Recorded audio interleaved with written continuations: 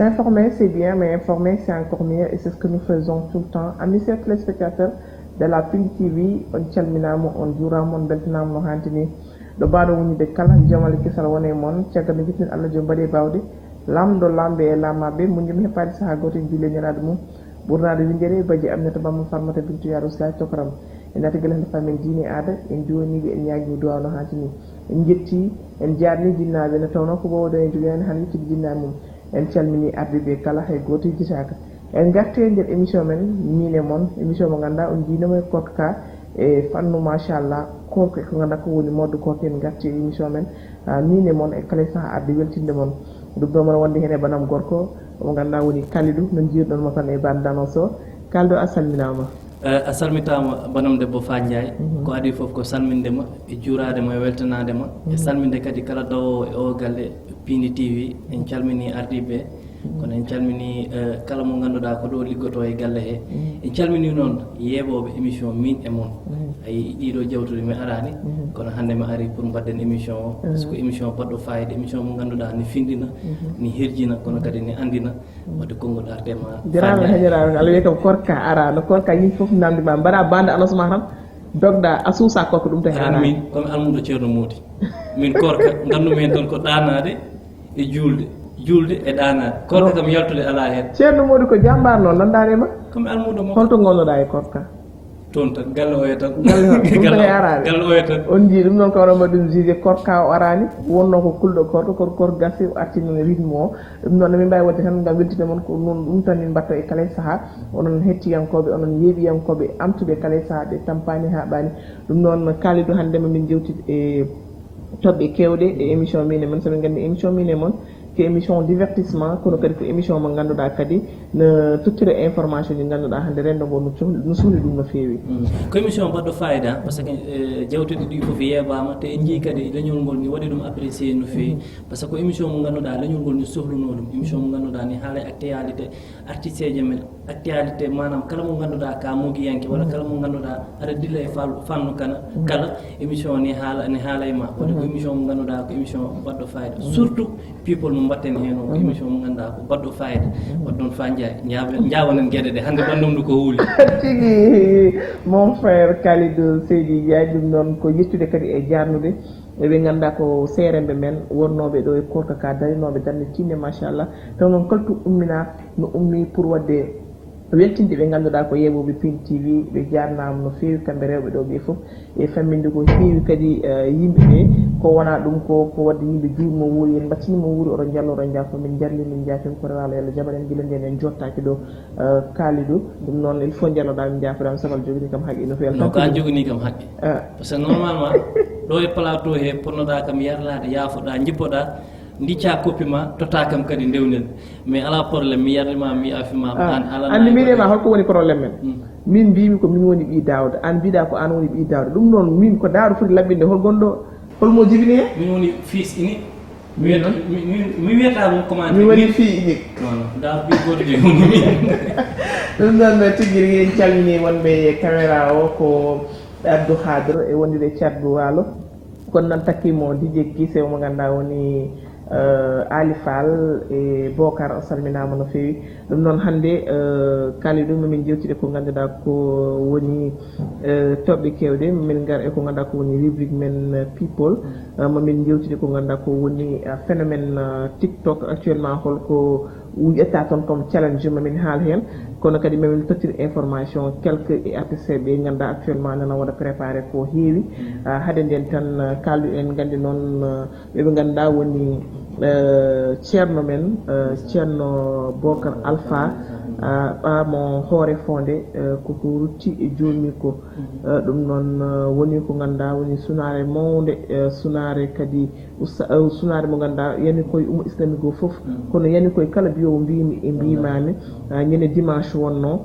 kono noon o artirama o rutti ko caggal leydi ko toon o rutti e joomi ko artira ñande mardi 22h o levi du corps o waɗino ko to ganduɗa to woni to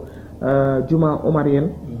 ɗo e Dakar o ruttina to ganduɗa to woni to hoore fonde jeudi 27 ko nden tigui enterrement waɗa kono levé du corps o yiyama toon président de la république yiya son excellence yiyama toon kadi gouvernement o fof délégation maɓɓe e yimɓe heewɓe Kalidou eyyi Fandia no mbiruɗa ni tan waɗa mi wiyata ɗum ko fulɓe mbasi mi wiyata kadi ko Afrique wasi mais mi wiyata tan ko monde entier wasi par ce que sa wi ceerno Bocar Alpha Ba hoore fonde tan aduna fof ni andimo te neɗɗo tigui tigui haadema andude ɗum walla neɗɗo anda tigui tigui haadema andude ɗum il faut yalta aduna te sa yi hande ko rewe makko ñande nde wirnete nde ma andu ko neɗɗo mawɗo yalti so yi ha président de la république ari jalde ma andu jaltuɗo aduna o wona ceerno modi jaltuɗo aduna o wona n'importe qui wadde en wiyat tan yo Allah yurmomo yaafomo yo barke makko kadi heddo e men par ce que o wona mo ganduɗa ko jejjitteɗo par ce que kala mo mbiɗa ceerno Bocar Alpha Ba tan piyo mbima ina andi mo ni sadi kala mo mbiɗa ceerno Bocar Alpha Ba tan tawi ko haalpulaar piyo mbima tan ni andi mo wadde en mbiyat tan yo Allah yurmomo yaafo ganden noon en mbaasi donc il faut ganden ɗum en mbaasi monument mo ganduɗa hande mi wiyata en keɓtata mbaɗo noon kono weeɓata te neɗɗo baɗɗo disquére o wonno a yiyatamo e télé ji a nanatamo e radio ji walla rarement jiyatamo te so yalti tan o haalata ko ganduɗa koko nafata leñol ngol koko nafata aduna o koko nafata umma islamique o foof wadde en mbiyat tan yo barke mo ko hedda e men ganden noon en mbaasi wadde tinnoɗen ko jangguini ko eko windi ko eko haalanno ko ƴeewen rewde hen ƴeewen toftade hen mbete ma en dañ hen ko barkiniruɗen ko naftata men ko wona ɗum ko ɓuuri wadde marque yimɓe woni ko yimɓeɓe kalta actuellement waɗama ujoji e foof no wiye wonde ñalawma mo ruttoto e jomum ko o salmiɓe ɓe wondi ɓe foof o wiɓe hannde kam jaltowo aduna ganda wala yagal kalteɗo o machallah non en makko eyyi ɗum kam sen kaali tan eɗen mbawi ɗo walde par ce que kamɓe hewɓe hay ñalawma moɓe jaltata aduna o eɓe gandi soit que ɓe kaala walla ɓe mbasa haalde ko mbiyatmami tan Fandia ay Fouta wonko mufti Fouta wonko mufti heddoto noon ko enen ganden ɗum walla mbasen ɗum andude te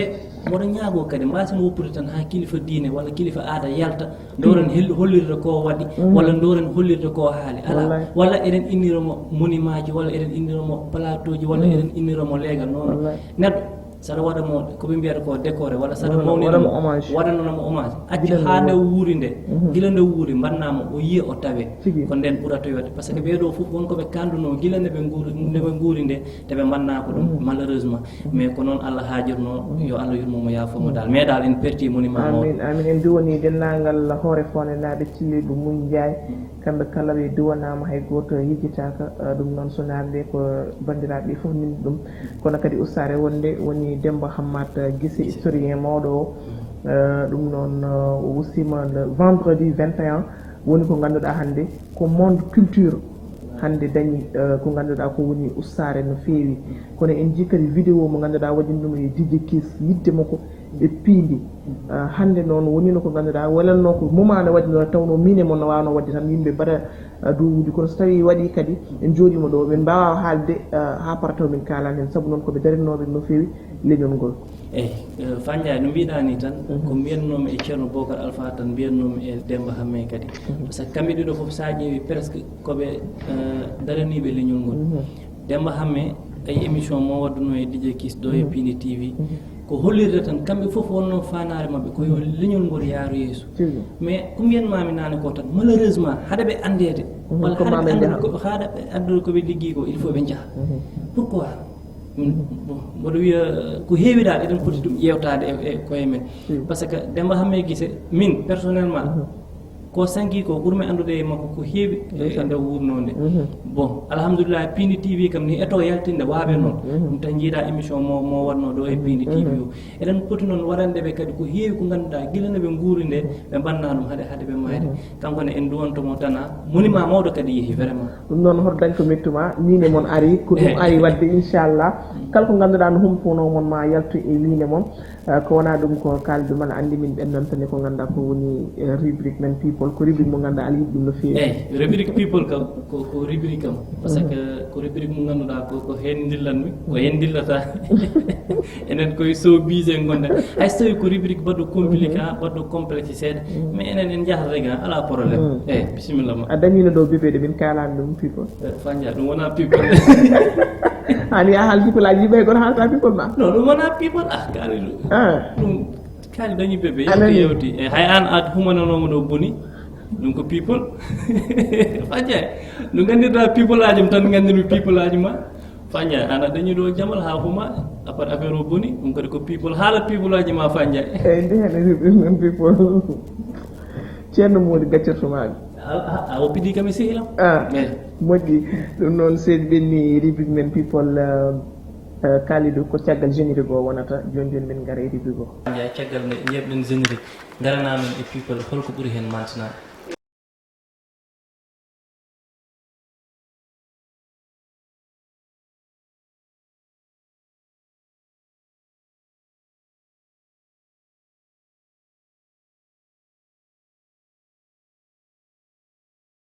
ɓuri hen mantinade mo ganduɗa woni Barka Ba journaliste kono kadi analyste politique gonnoɗo to groupe Futur Média o saaha noon o ummima toon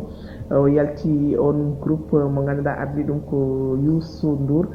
konko noon Barka yimɓeɓe question ngaji kewino holko saabi ko ittimo toon deke wona caɗele wona haare wona haydara o holliti tigui noon ko caggal 10 ans ɗe ganduɗa o gollimo o yiiɗi noon gollanade hoore makko wadde ko ganduɗa ko woni projet ji makko e travail makko personnel ko ɗum tigui saabi o ummi to groupe Futur Média on saaga noon omo yetta no fewi omo ganduɗa woni Youssou Ndour woni gardiɗo on groupe kono kadi o yetti personnel o foof kadi e ñagade duwaw e projet ji makko wadda Boubacar Diallo en mbaɗini noon kankone odde nanɗon holko refti hen e people men jomnima on rubrique people enen gandi manifestation mawɗo yuɓinanoma ɗo le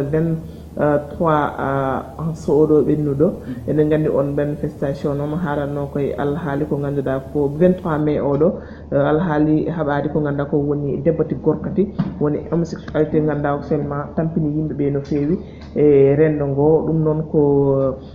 fedde wotere ne wiye ande sambo jikkoyi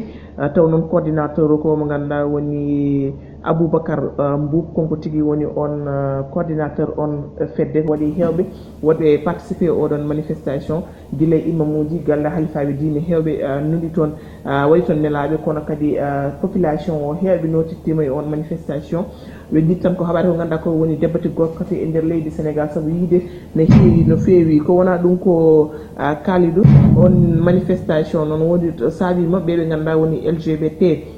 mo France ɓe koliti hen ŋeññere mabɓe e mettere mabɓe no fewi wiide noon ɓe mbaɗi ko ganduɗa ko woni lettre fewde noon e ministre de l' intérieur mabɓe ɓe koliti noon ɓe jiiɗi ko kala mo ganduɗa no haaɓa ko ganduɗa ko woni haqqe debbati gorkati e leydi Sénégal eɓe kamɓe ɓe mbawa ɓe mbasa nadde to ganduɗa to woni to France woodi ko ganduɗa ko waɗi question ngaji kewɗi fewde e réseaux sociaux ji kamɓe ko droit ɓeɓe jogui o walla dole ɗeɓe jogui ɗi ha saabi eɓe kaala ɗum foof woodi ni seere ɓe ganduɗa ɓe mbaɗi ɗum e liste ɓe ganduɗa kala ɓe ganduɗa ɓe jiinoɓe on manifestation ɓe mbaɗi noté inde mumen waɗa dal somi faami kala janoɗo e manifestation aɗa haaɓo debbati gorkati ɗo e Sénégal sa ñawoyimo visa France a heɓata e kamɓe ko ɗum ɓe jiiɗi e kuni STVCC mi anda holɗo ɗum woni holɗum Fandiaye LGBT e ɗum ko firtata ko ɗum ɗo enen gandi nden wiyeteno tan ko debbati gorkati kono debbati gorkati no woodi homosexuel woni debbati gorkati no waɗi efféminé woni transit no woodi no waɗi gwin no waɗi lesbienne woni gwin ɓen foof ko ɓe ganduɗa ko hakkude rewɓe e rewɓe wondoɓe gorko e gorko wondoɓe walla ɓe ganduɗa hande jogoto ko comportement gorko ganduɗa o ko gorko tigui tigui nana yaaha no dawa no jippo no jogui debbo mum foof kono jafɗon e konngol ngol wondata koye worɓe wonɓe ganduɗa ko réseau ji mawɗi jogui taw noon an ko debbo aɗa jogui joom galle ma e jogui foof ma aɗa jogui ɓesgu ma kono noon aɗa jogui réseau mo ganduɗa Allah woni hen taw noon aɗa wonda kadi rewɓe hono ma ko ɓen foof jenti woni ɓe ganduɗa ko unité LGBT ko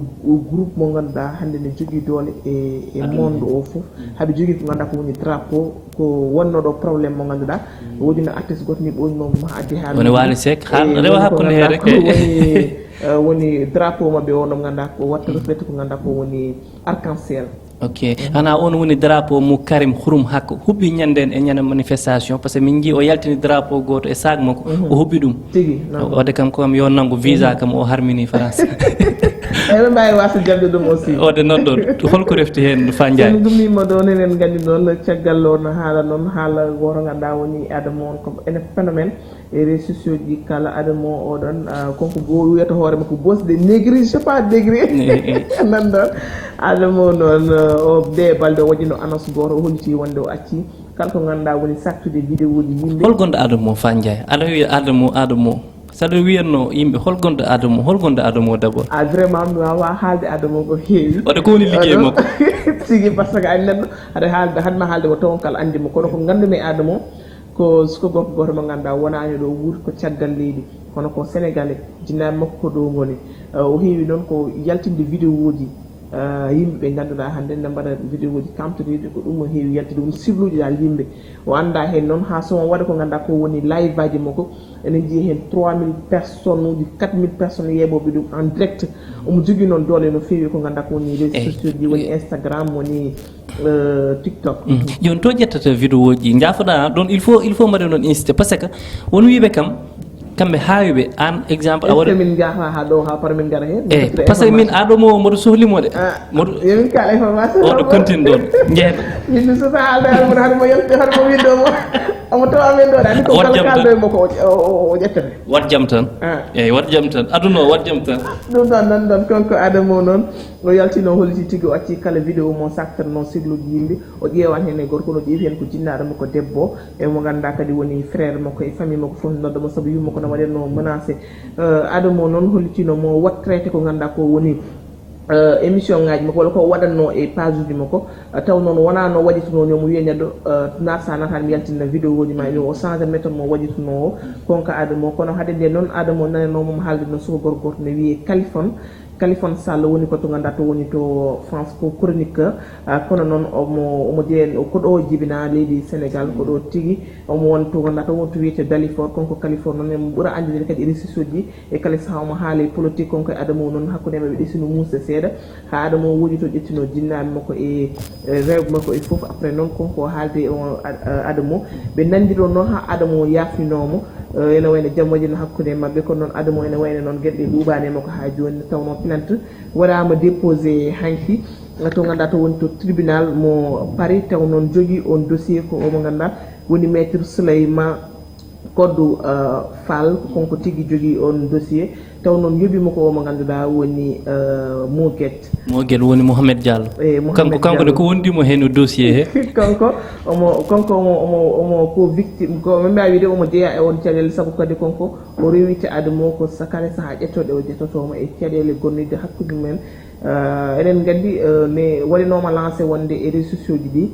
caggal ne Kaliphone wino yooɓe ndentu ɓe mbawa wadde plainte uji ɓe jaaha ɓe mbaɗa déposé woni ɓe Adamo yaltinno vidéo ji mumen kamɓe foof yooɓe ndentu ɓe mbaɗa pétition ɓe mbaɗa ɓe mbaɗa nelaɗo ɓe ƴeewa avocat aɓe mbaɗa noon cotisé holno ɓe mbaɗata ɓe keeɓe avocat o fa Moguette noddi noon wi konko ma o yob ko ganduɗa ko woni on avocat o yoɓimo haaɓe mbaɗi déposé hanki plainte o woni le 27 jeudi 27 ɓe mbaɗi déposé ko tawi o yooɓi kanko ko jalti vidéo makko Adamo ko yaltinno ɗum walla ko tawi o yooɓi peut être omo jogui des comptoir mo foti no ganduɗa ɗum waddude Adamo kulen gandi omo ganduɗa woni Kaliphone kam fuɗɗinoma haajude Adamo ha artirimo e lawol wimo andi kam o bonani kono ko juumɗe tan o wonno ɗum noon yo ɗaccu kono noon ene wayno kam Moguette accani kañum kam rewi gueɗe ɗe jusqu'au bout information goɗɗo mo ganduɗa woni Kaliphone konko yiyama e live makko mo hollitino tigui woni Moguette noddimo no hollita tigui emo yiiɗi o tawma staff makko ɓe mbawa liggorade noon ɗon ko riɓirgaji baɗɗi fayida vraiment people oɗo mo ganduɗa mais Fandiaye haɗen jawtude ɗon pourquoi people en nanta hen artiste fulɓe soit que rappeur aji walla mogiyankoɓe walla présentateur uji pourquoi people kamɓe ɓe jaltata hen an ko jolfuɓe ɓe tan e français ji moguiɗen ɓen gaddata nelal faade e ma noon ko ɗum ɗo ko sénégalais ko gonɗo kam Amérique holon hen Moguette mais Moguette hande dillani e banggue ko promoteur kono ko Amérique tan o ɓuuri wonde ko wona ɗum ko déjà Moguette nen nde o nawata o nawi ɗo ko wajiɓe o nawi ko oɗo miñum Demba Guissé o manda mawni ko Pendo ɓen o nawi Bekay e yi ko rokki Bekay hayso tawi ko pullo dillani e pulago mais ko tawi an ribrigaji ma people fulɓe garata hen fulɓe ma ar hen won gonɗo less seeɗa ma aro inchallah ko wona ɗum ko déjà an mi haaldo joni ɓinguel ma tan mbiɗa ko ala wona people nan ɗon ko hono ɗum tan saabi hande people aji hakkureɓe mbawa webde pour kadi kamɓe ɓe mbawa men hen wallude ay min min heewi wiide ɗum toujours mi haal ɗum sa Ablaye Moussa Kébé saabu ko min aɗi wadde people en pulaar ko muusi noon e puɗɗorimi ɗum ko taccani gollumi hen Ablaye Moussa Kébé courage on ara ha ɗo piindi ɓe mbaɗi ɗum kadi encouragé ɓe daari hen kam momi wawa ɗum wadde kono so tawi enen wonɓe star uji maɓe kono yimɓe hoto ɓe cikku gonɗo dow o woni star ay an journaliste mbaɗowo golle mantiniɗi ka star e golle ɗe gonɗa o an animateur o ka star e ko gonɗa ko an caméraman o ka star e ko gonɗa ko an jimmowo nalenke gandaɗo ka star e ko gonɗa ko mais minen hannde amin pamdini star ɗum tahi parfois pour min jaltina people aji no muusa parfois noddani ɗo ɗum goɗa ko nanda e mum min mbiya ala yaltina people mum wi ala hoto wat ɗum nden manen people uji jalta walla galtinani neɗɗo people mum après wona probléme mais parfois ene jarani neɗɗo ƴetti risque mais kadi hoto watto ganda janggo e jaam après ana daña hen par ce que ɗum kamin kalta ɗo ko min wona min tan joni mal waɗum inventé koko winda e site uji min naata site uji min ƴetta information comme no waɗoɓe journal ƴettita information ko ɗum woni people mais hande haltoreɓe serra naata e site goto tawa toon ɓe jaltini won hen information ɗi ganduɗa hande ene joƴƴe Kalidou walla hande ene joƴƴe ceerno Mody walla ene joƴƴe goɗɗo mo ganduɗa aɗa wawi windide ɗum so wona an waɗi ɗum recherche mais sa dañi source sir mo ganduɗa to ƴettuɗa information ni sir hay sa yeehi hande tribunal a yartina source sir ɗo kono est ce que ne jaari aɗa namnomo yomi nanno walla mi wasa nannude an est ce que a watta ligguey ma tan bien sûr parfois no jara ɗum kono foof tan e to fowoto to fawto ɗo d'accord en tout cas koko waɗi fayida people ko hunde ganduɗa ko vie star o e fannu wongo ene waɗi seeɗa dangereux e so wona ɗum tan aɗa wawi nadde vie privé neɗɗo ha wooda ko kalɗa hen après wattinto ko ganduɗa ɗo bon wona ɗum yiɗa dal nan ɗon mbaɗani ko débat goɗɗo wonta to ɗum ɗon so Allah lamɗo o jaaɓi wadde joni tan mi ruttanat fa jeeya ko rubrique baɗɗo fayida mi wima émission yeɓe mballu amen tan site uji ɗi ganduɗa machallah dari e pulago yeɓe mballu amen aɓe mbaɗi recherche ji people aji aɓe minda ɗum ma weɓan amen amen mbaɗi ɗum reprendre par ce que minen komin ƴettata ɗo koko winda e site uji min gara min mbaɗi reprendre min totta mon ɗum te artiste ji men star uji men kamɓene yoɓe paam yoɓe jaab ɓe ganda ɗum ɗo koye aduna jeeya et en même temps aussi aɓe mbaɗa médiatiser ay fof gueɗe mabɓe pourquoi waɗi conseil ɓe mbatta jaɓata waɗde médiatiser comme no hayta ni te émission ji kadi ɓe mbatta hen waɗde people télé ji fulɓe foof mbatta waɗde people ɓe gujja ɗum e ma wadde noon noon konngol arte e Fandiaye continue émission mbaɗan ko heddi hen ko natti hewde mais dogen tan haade gasi haade min gaside people ɓe garte ko ganduɗa ko woni le motif mo ganduɗa actuellement ko ɗum woni ko haalate toujours e réseaux sociaux ji caggal duuɗu mo seeri Adja ko o mo ganduɗa woni ngor noon yiyama vidéo moko ganduɗa kamtaniɗo to terde mako jaltata jaafoɗon noon woni ko ganduɗa actuellement ko polémique kewɗe haaluji ne haale holko saaɓi toujours tan star uji vidéo ji men ne jal saabu yennoɓe rewɓe photo ji men jaltina ɗo duuɗu ko ɓooyani ngor kadi bosmo ko yalti haaluji dal kewi no major kadi iɗino yaltine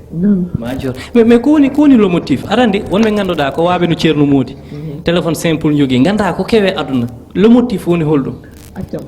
mbawmami haalande ko vidéo o eɗen gandi kewno o vidéo ji yaltinte ko ganduɗa ko woni TikTok walla nanne Instagram walla piɗasugo to nanne YouTube walla avant ko biyetenoɗo Kocc Barma hewno yaltinde ɗum Kocc Barma kam joni natti yen nanede hay goto anda ɗo woni hewɓe ne mbiya Kocc Barma woni Adamo mi haalanma on information yimɓe no kalani c'est pas encore sûr peut être soɓe ndewi ɗum ɗo waji ɗi procédure ɓe gandu taw ko konko wala ko par ce que Kocc yimɓeɓe mbaɗi recherche ɓe ƴeewi haɓe tapi ɓe donki andude hol gonɗo Kocc konko ni kadi ko fannu oɗo no waɗanno kono o joni yimɓe ƴettiri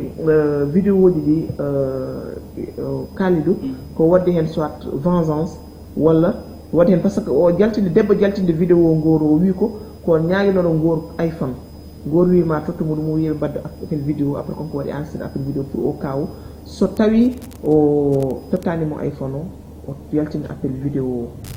joni mi arta nane eko namdimami ko nane wima Adamo to ittata vidéo ji ɗi te kadi somi sen ƴewtidima vidéo ji mbaɗuɗi fuite ni jalta ɗi sa ƴeewi foof koye iPhone rewata foof ko guila iPhone ari est ce que wona ko probléme o koye iPhone woni won jogotoɓe iPhone waaɓe no Fandiaye jogo iPhone tawa ganda hay ko woni compte iCloud walla tawa ganda iPhone no joguirte mbaɗa hen ko mbaɗanno mbaɗa ɗum supprimé cikka iwi tawa iwana est ce que wona bone o foof immori koye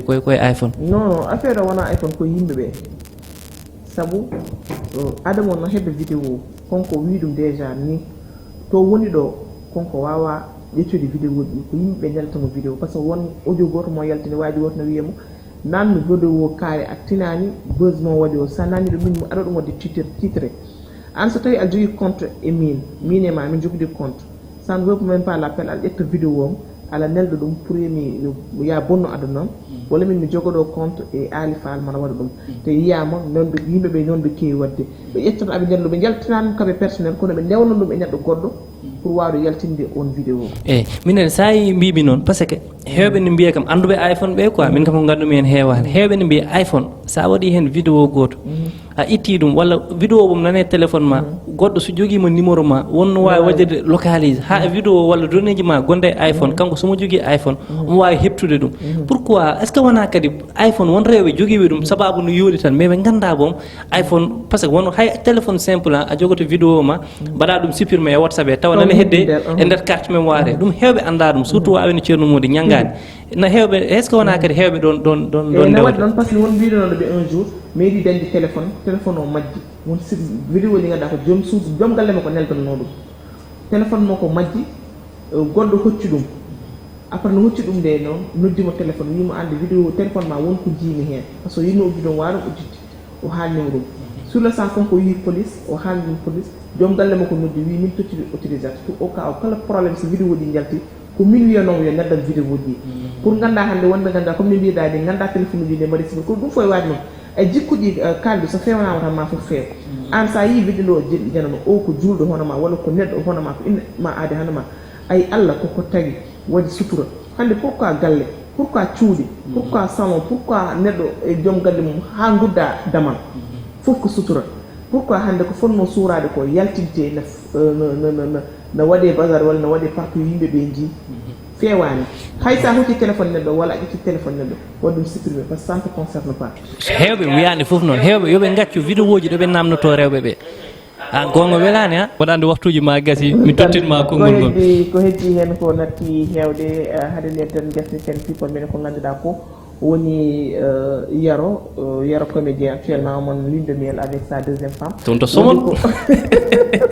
frère jom somon on ganduɗa koye vidéo ji ndiya e statut ji omo waɗi heure avec ses vidéos et tout ganduɗa heure ménage Yaro Sow a frère kanko e madame a Donald Trump comme wan people halpula hande kam en dañi people halpula Yaro Sow gonɗo toon lune de miel tonto somona aɗa wiye tan bon lune de miel garta law noon scénario ƴeñu cohluma frère en calmini madame ménage honorable chef de fille ko wona ɗum ko ɗi tan gasdi télé ko ganduɗa ko woni phénomène TikTok mbawen waynade tottude information artiste ɓe eɗen gandi noon TikTok actuellement ɓe ƴetti ko ganduɗa ko woni son goto bammal guiɗelam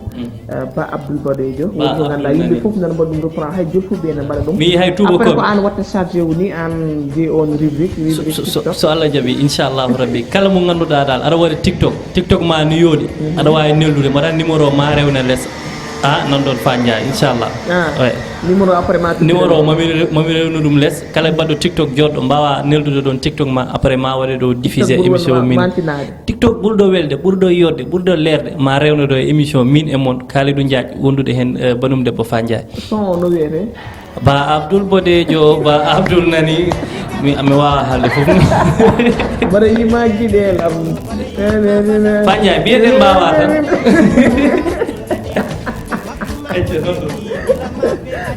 baba maɗa on somo ganduɗa hande waɗi duuɓe kitali kono artirama ha wayni heccanke waɗano ɗum noon ko waɗi encourage tan kala tiktoker halpulaar wonɓe hen saabu ɗo dari hen tan ɓe tiɗni ko wona ɗum ko gasniten information ngaji ko ganduɗa ko woni eɗen gandi dokke Allah no fonno ɗo hande wonde e projet ji jogi ɗo pour prochaine émission inchallah wonta kono sorti album o mo sorti album international mo Salif Sala 10 juillet wonata to Nakshot eɗen gandi actuellement mon ɗo hanki o ari o wino Amérique ɗum ma en garto hen tawde minute aji ma gasi ma en garto e Salif Sall inchallah kanko mo ari ɗo so wiɗi jomiraɗo en mbawa yajnude e kala mo ganduɗa kadi ko artiste ko ganduɗa ko woni programme uji foof inchallah ma darine ɗo ɗum noon hay advice nanama ɗo e nder advice à Dakar information ɗum noon holko moƴƴaɗa émission men gasi salminde foof juurade foof rendez-vous très prochainement min e moon ɗo e Pini TV merci mon frère Kalidou Seydou Ndiaye ɗum noon on jarama no fewi kala ko ngake haalaka ñaguima yafuye koye meɗen kala ko timmi koto jomiraɗo ɗum noon wonno tan